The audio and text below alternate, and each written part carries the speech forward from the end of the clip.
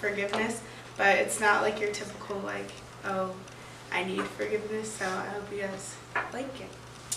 Alright, 3:15 a.m. and at this point I'm shocked that the time on the clock is even visible from my view on this bed, but the green glow from the digital panel below the flat screen seems the only thing capable of penetrating the monotony of this opaque existence. The television went silent around 2:30 because at this point not even the illusion of comical charades flashing across the screen like some SNL satire can overpower the silence. It's crazy. I think it's finally an internal thing.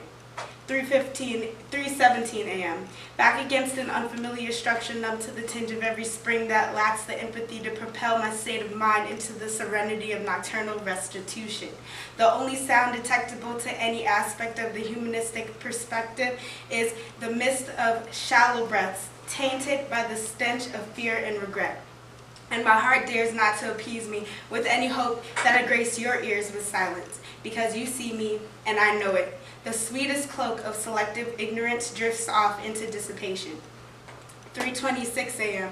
Nose pointed vertical to a solstice of anonymous existence, ceiling blotted out by the knowledge of the greater depth beyond the panels of the fan that seems to loom. Circular motions, distraction to a mental already consumed in existential chaos.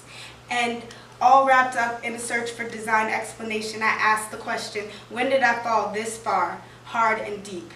Deep like the sea of faults that surround the core of all that makes me human. Deep like the hollow in the soul that you assign me. Deep unlike the vague assumption I built up for myself that maybe this time would be different.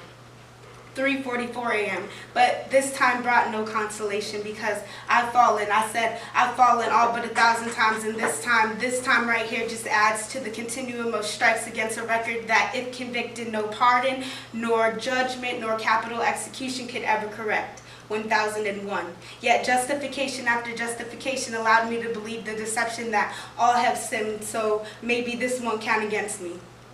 3:59 a.m. But it's just that, one lie after another, until I reached a point in which I could clearly call my wrong for what it was and still felt right.